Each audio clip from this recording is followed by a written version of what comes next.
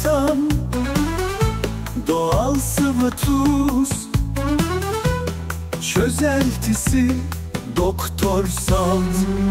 Her evde, her yerde, Türkiye'de